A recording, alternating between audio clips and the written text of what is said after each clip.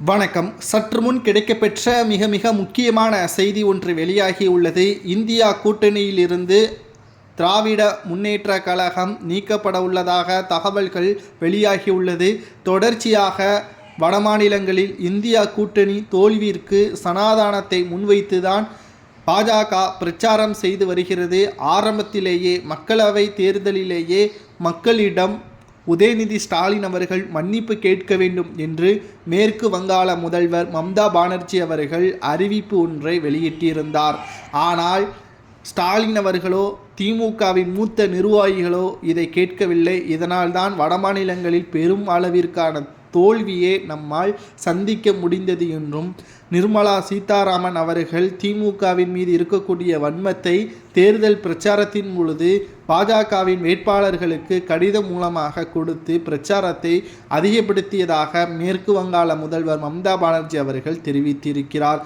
தற்பொழுது நடைபெற்ற அனைத்து தேர்தல்களிலும் மகாராஷ்டிரா தேர்தலிலும் இந்தியா கூட்டணி கட்சி தோல்வியடைந்ததற்கும் இதுதான் காரணம். அது மட்டுமல்ல, மக்களவை கூட்டத்தொடரிலும் கூட அதானி பற்றியான வழக்கு விசாரணை மக்களவையில் நடைபெற்று கொண்டிருக்கக்கூடிய நிலையில் இதில் திமுகவின் பங்கும் இருக்கக்கூடிய காரணத்தினால் அதானி விவகாரத்தை பேசினால் எங்கே ஸ்டாலின் மாட்டிக்கொள்வாரோ என்ற அச்சத்தில் கனிமொழி, டி.ஆர். பாலு மற்றும் ராசா இவர்கள் தமிழகத்தில் பெய்த கனமழையை சுட்டிக்காட்டி 2000 கோடி கேட்பது எந்த விதத்தில் நியாயம்?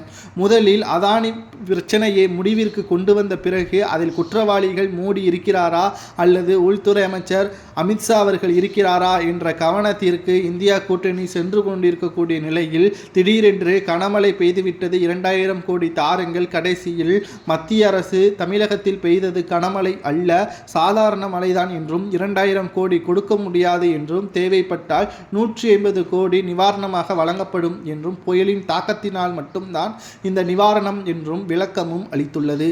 இதனால் ஸ்டாலின் அவர்கள் அதானி குழுமத்தில் இருந்து ஊழல் செய்ததை தப்பிப்பதற்காக இந்த மக்களவை ஒத்திவைக்க வேண்டும் என்று கடந்த 3 நாட்களாக வெளிநடப்பு செய்ததும் இந்தியா கூட்டணிக்கு பெரும் தோல்வியாக முடிந்தது.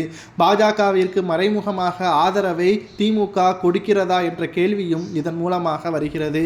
மேலும் எதிர்க்கட்சித் தலைவர் ராகுல் காந்தி அவர்கள் திமுகவை எச்சரிக்கை செய்துள்ளார். இது போன்ற தவறுகளை மீண்டும் செய்தால் நிச்சயமாக இந்தியா கூட்டணியிலிருந்து திமுக விலக்கப்படும் என்ற தகவல் சமூக வலைதளங்களில் வைரலாக பரவி வருகிறது. ஒட்டுமொத்தமாக திமுகவிற்கு எதிராக ஸ்டாலின் அவர்களது மகன் உதயநிதி தான் இருப்பதாக அரசியல் வட்டாரத்தில் பேசப்படுவதை பற்றி கமெண்ட் வாயிலாக கூறுங்கள்.